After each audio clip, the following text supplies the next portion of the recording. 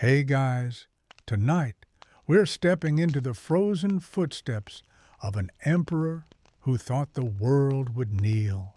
The tale of how Napoleon Bonaparte, conqueror of Europe, marched into Moscow with dreams of glory and left with little more than ashes and regret. This isn't the story they tell in school. It's colder, quieter, and a lot more confusing. So before we begin, make sure the room's a little dim. Maybe you're under a blanket or sitting by a window. Wherever you are, take a breath, settle in, and let's walk slowly into the story together. No grand music, no drums, just footsteps on snow and the sound of plans unraveling. It all started, as most disasters do, with overconfidence. By 1812, Napoleon was at the peak of his power. He'd beaten Austria, Prussia, Spain. He crowned himself emperor. He redrew maps like a child with a crayon and told kings where to sit. But Russia, that vast frozen riddle, still refused to obey. So he gathered his army, not just any army, the Grand Armée, over 600,000 men from across Europe. French, Italians, Germans, Poles. They weren't friends. They were numbers on a map, and the map pointed east. Napoleon wasn't marching for land, not really. He was marching for control. Russia had broken a promise. They'd pulled out of his trade blockade against Britain. For Napoleon, that wasn't just defiance, it was insult. And if there was one thing he hated more than losing, it was being ignored. So in June, the army crossed the Niemen River into Russian territory. They expected a short campaign, a fast victory. They were wrong. Russia didn't meet them with armies. They met them with empty fields, burned villages, and endless space. The retreat had already begun. Not Napoleon's, Russia's. That's what made it so strange. The French advanced, but found nothing. They won battles, sort of. At Smolensk, the city burned before they could even claim it. At Borodino, they fought the bloodiest single day of the war, over 70,000 casualties, but no decisive blow, no surrender, just corpses in muddy uniforms and a path leading deeper into a country that didn't want to be caught. Napoleon believed that if he reached Moscow, the Russians would fold. He saw it like a chess game. Take the capital, end the match. But he wasn't playing chess. He was walking into a trap that didn't look like one.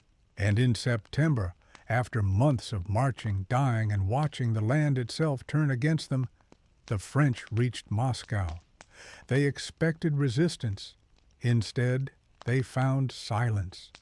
The city was open. No defenders, no army, just wind and smoke. For a moment, it looked like victory. The Grand Armée entered Moscow on September 14th. Soldiers roamed the streets, looted homes, stared at golden domes that shimmered against a darkening sky. But the city was hollow. The government had fled. The people, too. Even the prisons had been emptied. Then came the fires, not all at once. Quiet at first, then growing. Flames leapt from rooftops, danced through alleys, and spread faster than anyone expected. Napoleon thought it was an accident, a spark from careless soldiers. But it wasn't. The fires were deliberate. Russian agents had stayed behind. They lit the city themselves. For 3 days, Moscow burned. Entire districts vanished in smoke. Palaces crumbled. Churches collapsed. Napoleon stood on a balcony of the Kremlin and watched it happen. The city he'd come to conquer was turning to ash before his eyes, not in battle, not by his hand, but by people who would rather destroy their own home than let him have it. And just like that, victory tasted like soot. Napoleon didn't panic, not right away. He still believed he'd won. After all, he was standing in Moscow. That had to mean something. In his mind, the Russians would come crawling back, offer terms, beg for peace. But days passed, then weeks, and no one came. Moscow was ashes and silence, no emissary, no letter, just smoke rising from chimneys that no longer had homes beneath them, and winter was coming, slowly, but with sharp teeth. At first, Napoleon waited. He set up court in the Kremlin, sent messages, issued proclamations. He even tried to govern, as if anyone was listening. His soldiers grew restless, then hungry. The city, burned and looted, had nothing left to offer. Food was scarce. Discipline broke down. Horses died in the streets, men too. The cold crept in early, not the storybook kind with white snow and gentle flakes. The Russian cold doesn't whisper, it bites. Boots froze to the ground. Fingers turned black. The wind wasn't just wind, it was punishment. Napoleon still thought about staying, holding the city, waiting longer. But even he began to understand. Moscow wasn't a prize. It was a warning, a monument to Russian strategy. Fight nothing, offer nothing, and let the land do the killing. So in mid-October, he gave the order, retreat. That single word changed everything. Retreat in war is never simple.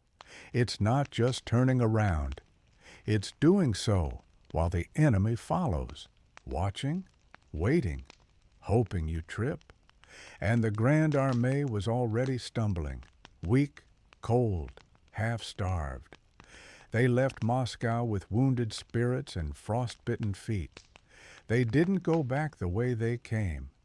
Napoleon hoped to take a southern route, toward Kaluga, toward unburned towns. But the Russians blocked him, so he turned north, back toward Smolensk, back toward scorched roads and empty villages.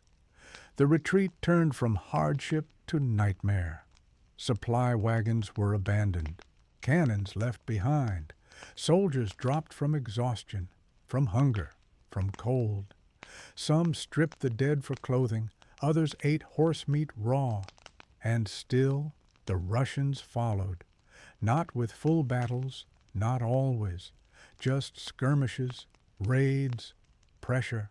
There was one river, the Berezina, a name that sounds soft, almost gentle, but in late November it was death in liquid form.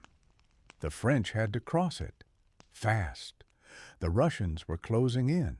Engineers worked for hours in freezing water, building bridges. Some drowned, others froze mid-task, but they finished. Tens of thousands crossed. Some didn't make it. The river swallowed them. The ice pulled them under. The bridges cracked, splintered, groaned like dying trees. It was chaos. But Napoleon got across. He was among the first, and that's something worth noting. Napoleon, the general, the strategist, the emperor.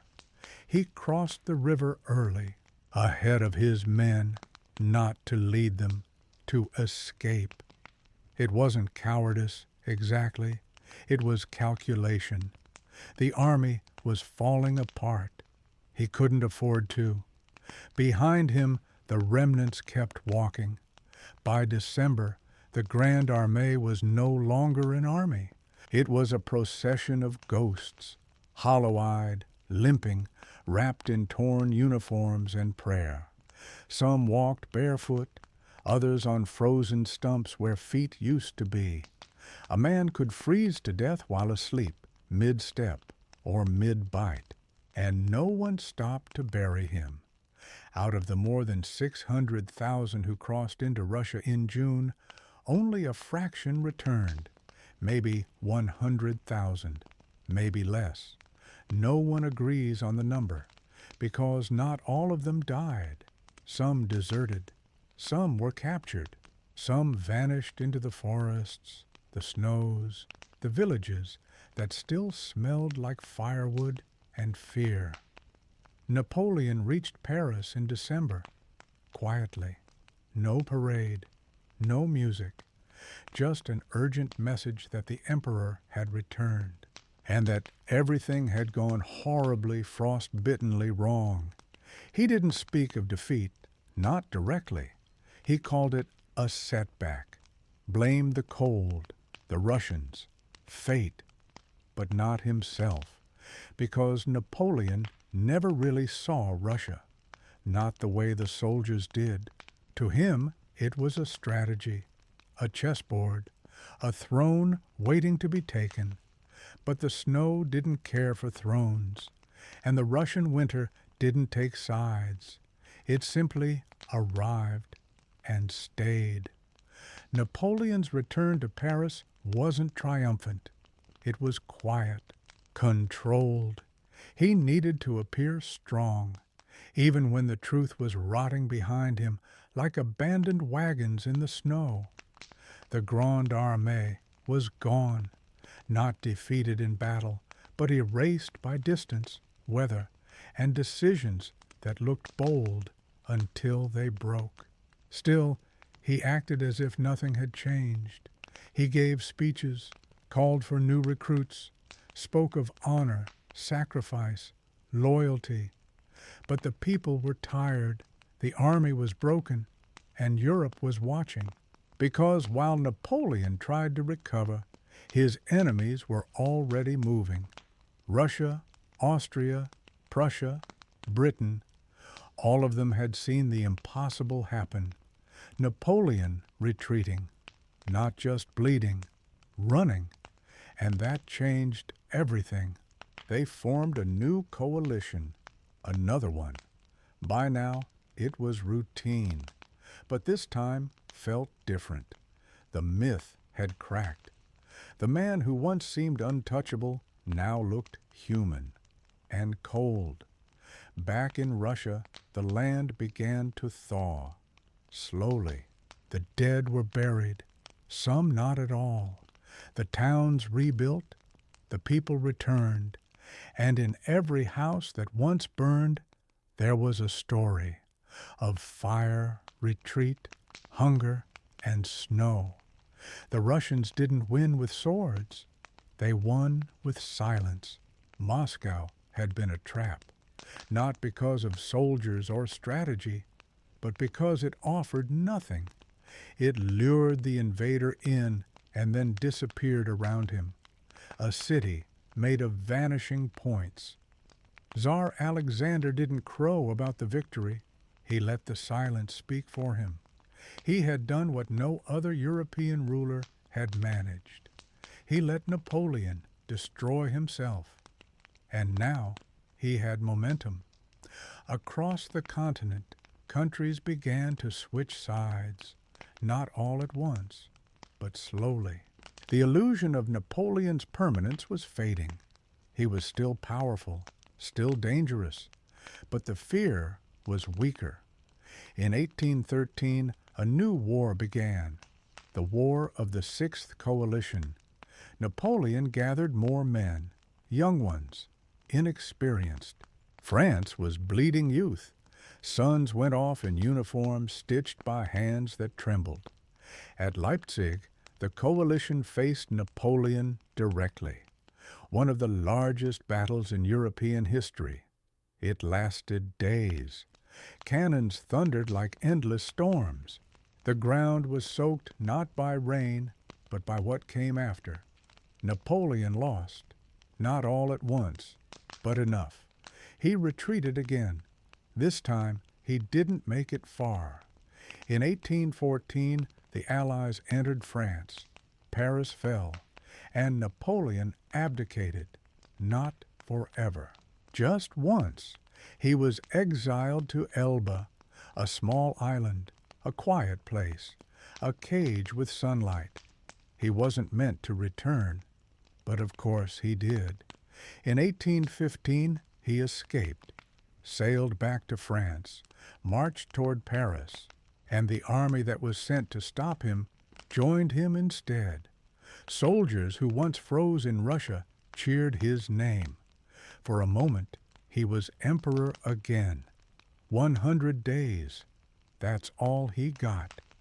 Then came Waterloo, his final battle, his final loss. He was sent away again, this time farther, to St. Helena, a rock in the middle of the ocean.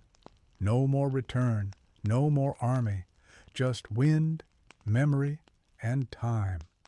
He died there in 1821. Back in Russia, no statues of Napoleon were ever built, no plaques, no golden arches. But the story remained. The French had come, and they had burned. But it hadn't been Moscow that fell.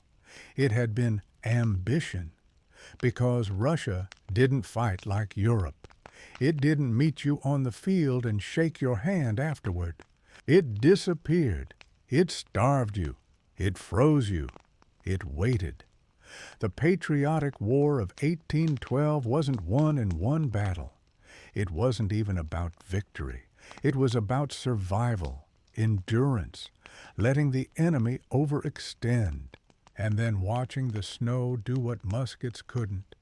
Napoleon had planned for everything: troop movements, supply chains, diplomacy. But not this, not a war with no center, no front, no peace.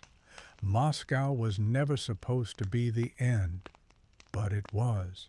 Not because of what he did there, but because of what he found. Nothing. Let's go back for a moment, back to the planning, before the snow, before the smoke, before the silence. Napoleon didn't just wake up and march to Moscow. He planned it, obsessed over it, measured distances, estimated rations, counted soldiers like coins in a vault. He believed in numbers, and numbers told him he could win. He assembled the largest army Europe had ever seen. Over 500,000 men, not all French. Many weren't even volunteers. They came from allied states, conquered lands, drafted villages. Some spoke no French. Some didn't know who they were fighting. They just knew they had to march. And so they did, in long columns, across rivers, through forests, past farms where children watched them pass with blank faces and silent hands. The Grande Armée moved like a tide, and at its center, a man who thought he could reshape the world again. Napoleon believed war was mathematics: enough food, enough men, enough speed, and any enemy would collapse. But Russia didn't collapse. It bent, it stretched, then it vanished. Before Moscow, before even Smolensk, there was a strange absence. No major battles, no decisive engagement. Just empty roads, burned villages, wells filled with ash. The Russian army kept retreating, not because they were weak, but because they understood something deeper. That space could be a weapon. Every step forward was a step into emptiness, into hunger, into distance, into a map that offered no shelter. And the further they went, the more the army changed. Morale shrank. Deserters vanished into the woods. Horses died from exhaustion or lack of forage. The pace slowed. The lines thinned. The supplies, already stretched, broke. But Napoleon pressed forward. He believed the prize was Moscow, that if he reached the capital, Russia would kneel. It had worked before, in Austria, in Prussia. Cities meant surrender, but Moscow was different. It wasn't just a city. It was a symbol, a spiritual heart, and symbols don't surrender. As the army neared Moscow, many still expected resistance. Walls, guns, a final stand. But there was none. The gates were open, the streets were quiet, the people gone. For a few strange hours, soldiers wandered through neighborhoods in disbelief.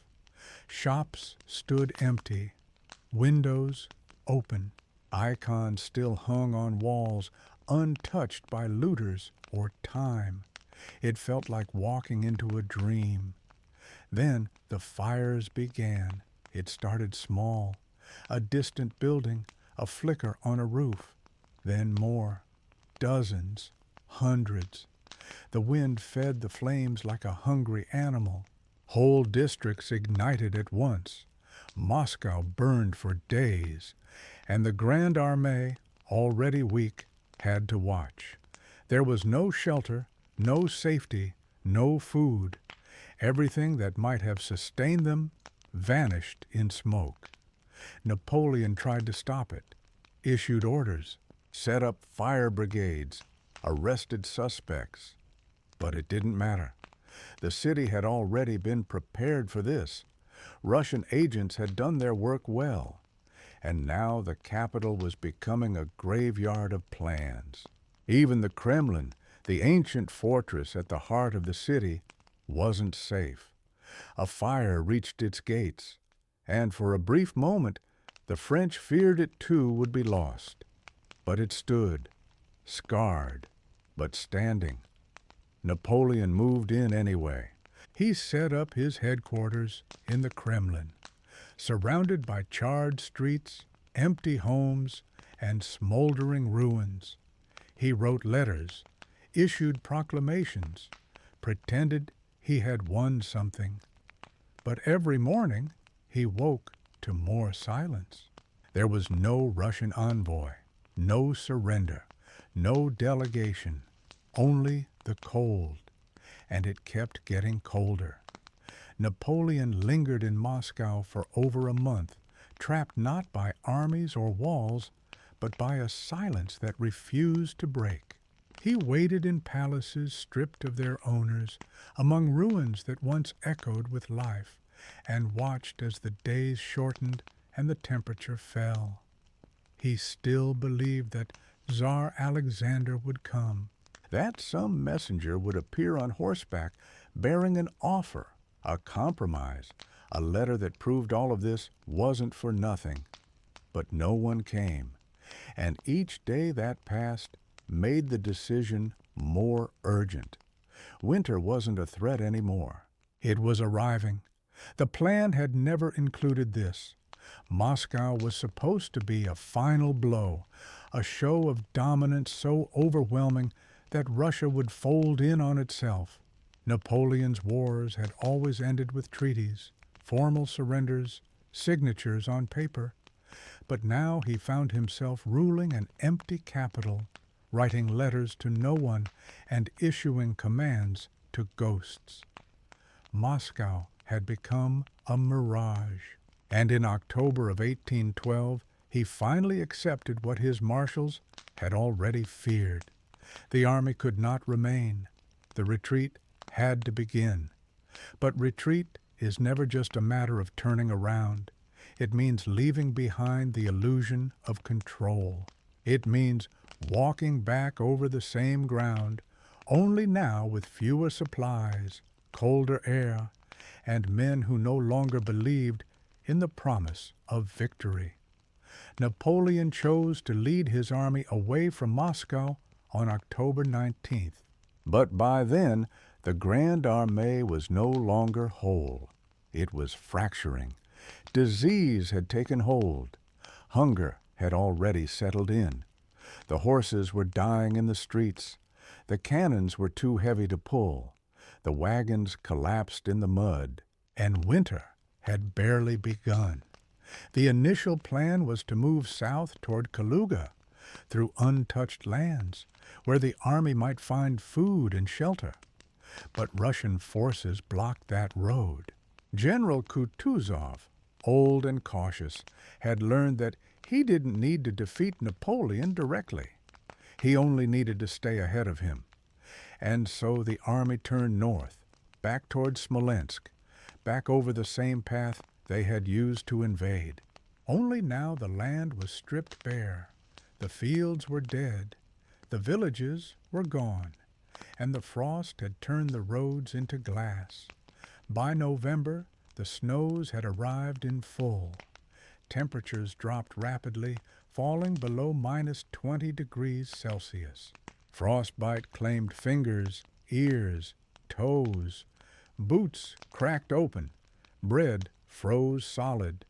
Gunpowder wouldn't ignite, and men, already weakened by weeks of poor rations, began to die simply from standing still. The retreat turned from hardship into collapse. Entire regiments vanished. Some dissolved into the forest. Others were captured.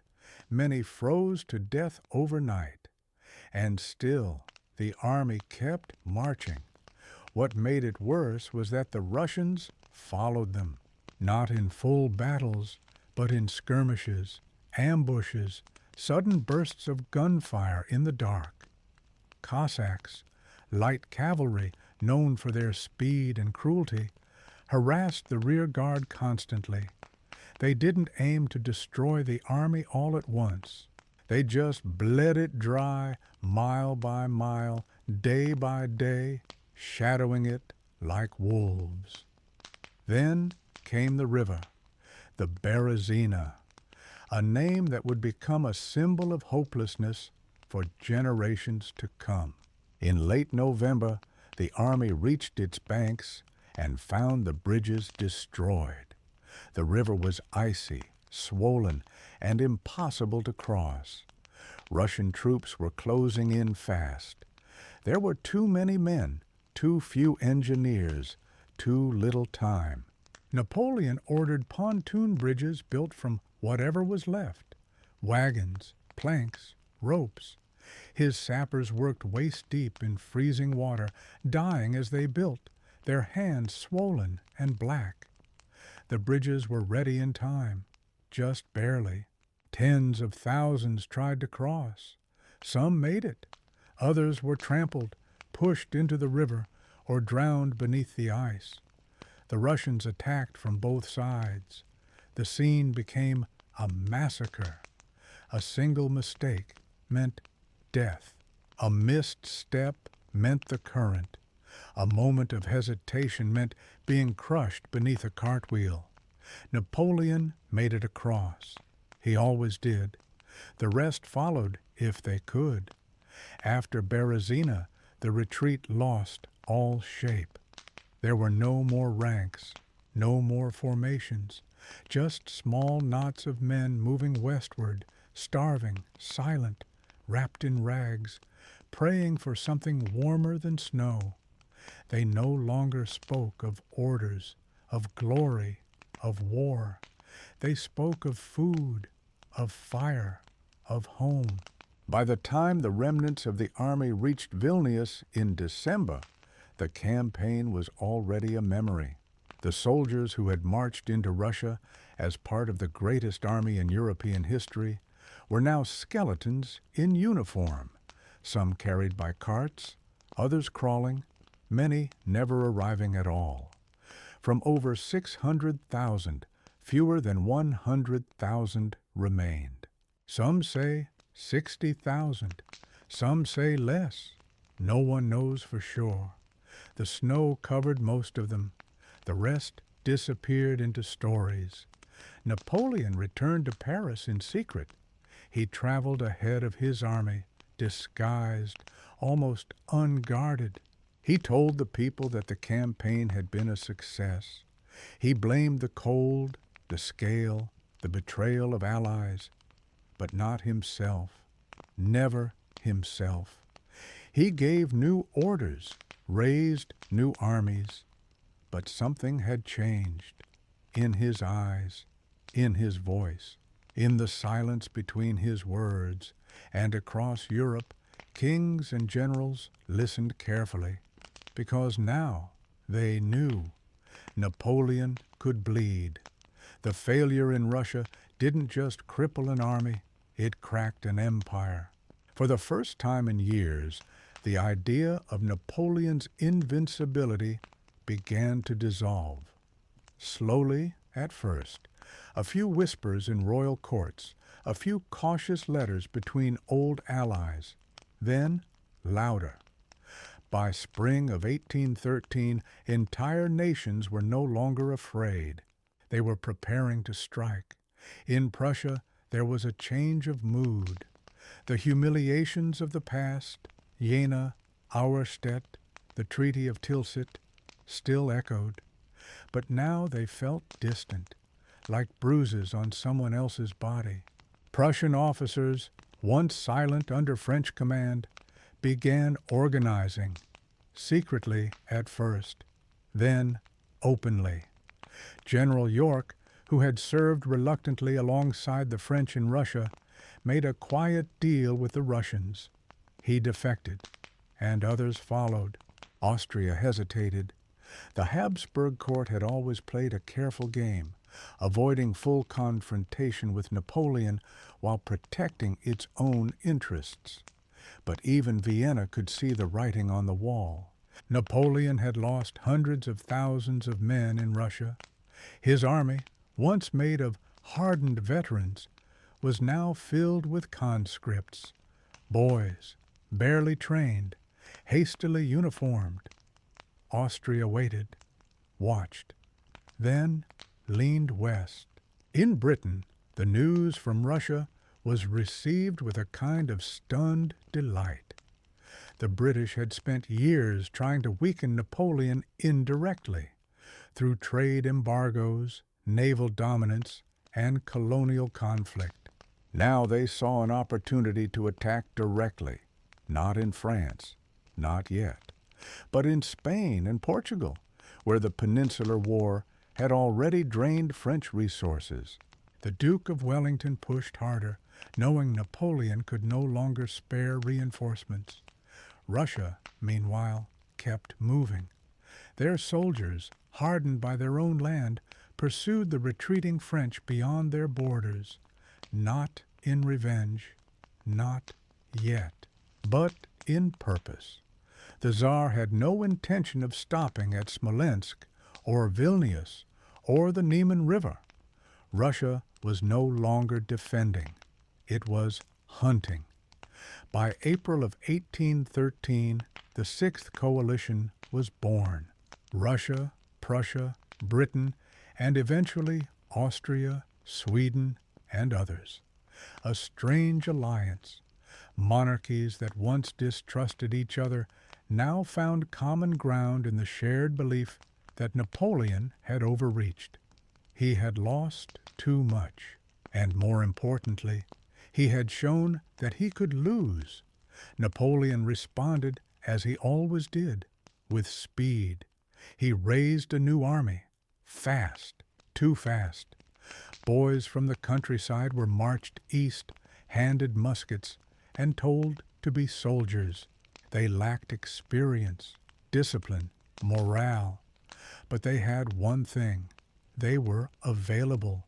France had been drained, but not yet emptied. In May, Napoleon marched into Germany. Once again, he sought to break the coalition before it could organize. At Lutzen and Bautzen, he won, technically. But they weren't victories like Austerlitz. These were expensive, messy, desperate engagements. He drove the enemy back, but didn't destroy them, and they kept coming. Then came Leipzig. In October of 1813, near the city of Leipzig, the largest battle in European history, until that point, erupted. Nearly 500,000 men, dozens of nations, cannons lined in rows, flags from every corner of the continent. For 3 days the battle raged, and Napoleon lost, not immediately, not dramatically, but unmistakably. His army was outnumbered, outmaneuvered, out of time. The French began to retreat across a single bridge, in confusion, under fire. Then the bridge exploded, too early. The rear guard was cut off. Thousands were captured. Thousands died. And Napoleon was forced to flee west, his army bleeding behind him. After Leipzig, the truth could no longer be hidden. France itself was vulnerable. For 2 decades, Napoleon had shaped Europe. He had created kings, redrawn borders, rewritten laws, dictated treaties. He had made France the center of the world. But now the world was circling back, not in admiration, in retribution. By early 1814, coalition armies were crossing into France. Russian troops marched through Champagne. Prussian cavalry drank from French wells. Austrian cannons pointed toward Paris. The map was changing again, only this time without Napoleon holding the pen. He fought, of course. He always did. A final campaign, a desperate one. Small victories, sharp maneuvers, a reminder that the general was still brilliant, even if the emperor was fading. But it wasn't enough. Paris fell in March. His marshals, loyal for years, told him the truth. The war was lost. The people were exhausted. The government broken. The army shattered. And so, in April of 1814, Napoleon did what he had sworn never to do. He abdicated. Napoleon was sent into exile, not to chains or a prison cell, but to the island of Elba, a speck in the Mediterranean, small enough to control, far enough to forget. They gave him a title, Emperor of Elba. They gave him a small guard, a modest court, and a few ships. A strange ending for a man who had once dictated the fate of nations.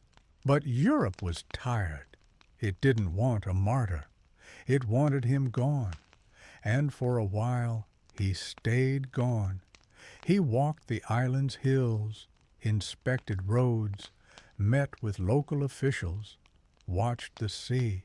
Every morning he dressed as if he were still in command of a continent, and every night he read reports, not of Elba, but of France, because France had not settled. The restored king, Louis XIII, returned from exile and found a country that no longer believed in monarchs. The nobles were back, but uncertain. The people were restless. The army, though quiet, remembered. They remembered Egypt, Italy, Austerlitz, and they remembered who had led them. Napoleon watched, and then he moved.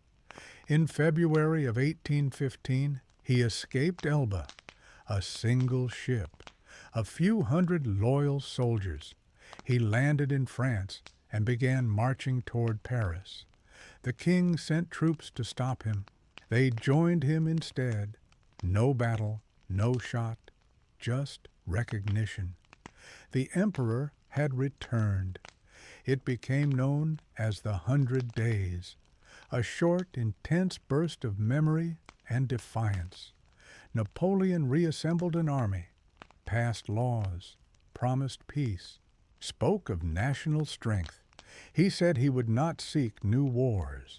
He only wanted to protect France. But no one believed him. Across Europe, the alliance reformed almost overnight. Britain, Prussia, Austria, Russia, they had just dismantled the world he built, and now he was building it again. They moved quickly. This time they would not wait for winter or distance to defeat him. They would face him directly. Napoleon struck first. In June, he marched into Belgium.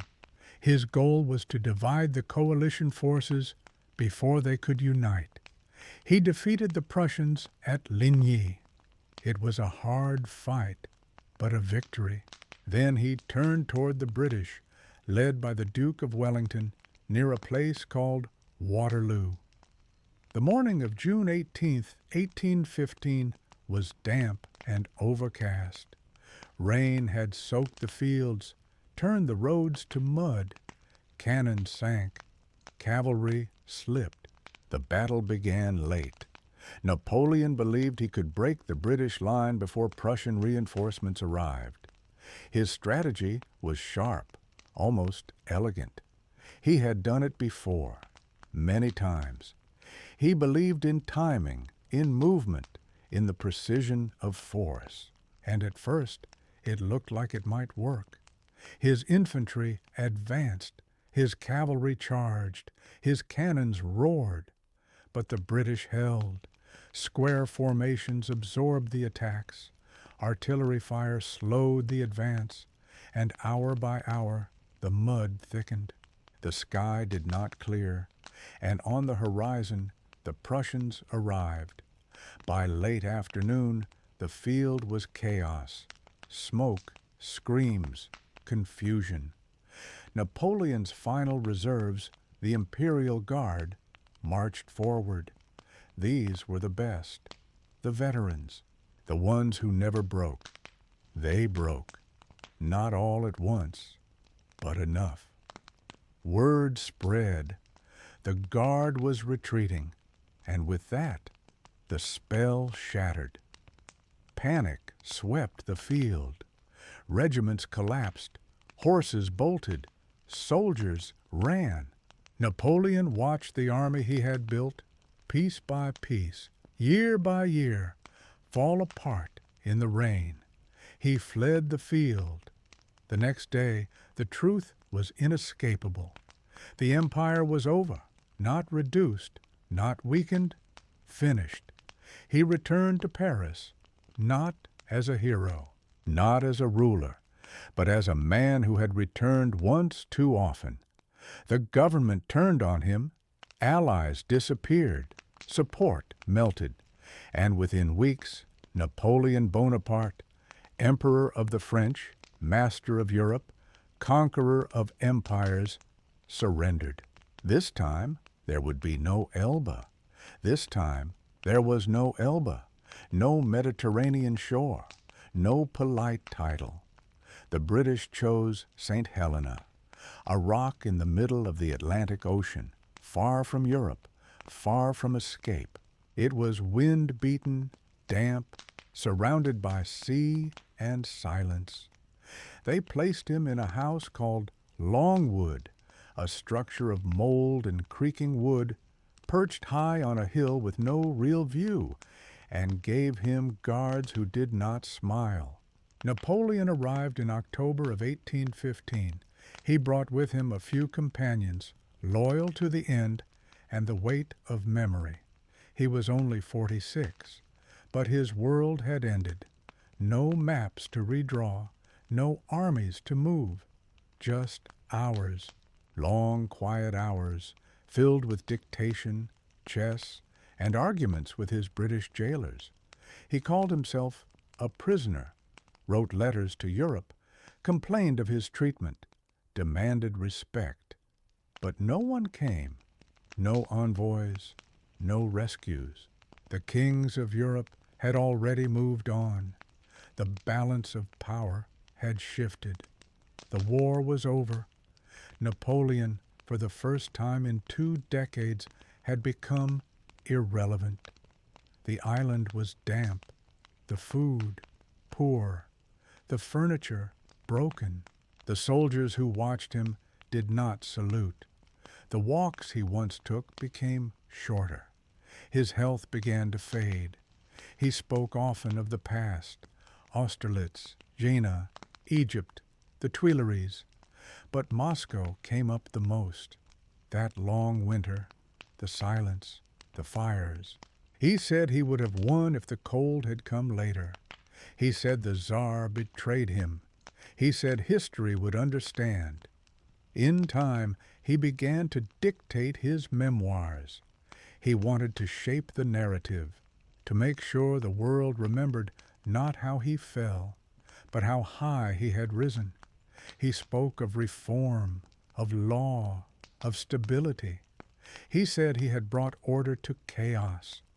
But the lines around his eyes deepened. His hands began to shake. His steps grew slower. By 1820, he was ill. Some said stomach cancer. Others, poison. The island doctors argued. It didn't matter. Napoleon knew what was coming. He began to sleep more, talk less.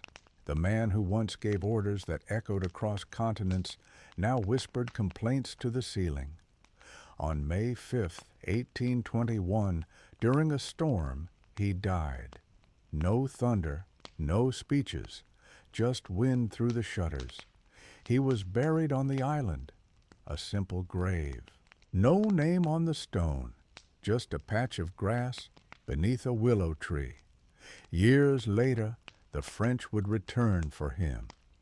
In 1840, his body was brought back to Paris. Today, it lies in a grand tomb beneath the dome of Les Invalides, wrapped in marble and myth. But that came later. The Napoleon who walked into Moscow, who believed he could bend Russia to his will, who stood in the ashes of a silent city and waited for surrender, that man ended far from any battlefield, far from any palace. He ended with silence, and that silence somehow said more than any victory ever could. So if you're still here, still listening, still breathing softly in the dark, know that even the greatest fall quietly, not always in battle, sometimes in memory, sometimes in exile, sometimes in the space between dreams and history. Good night, guys. Sleep well.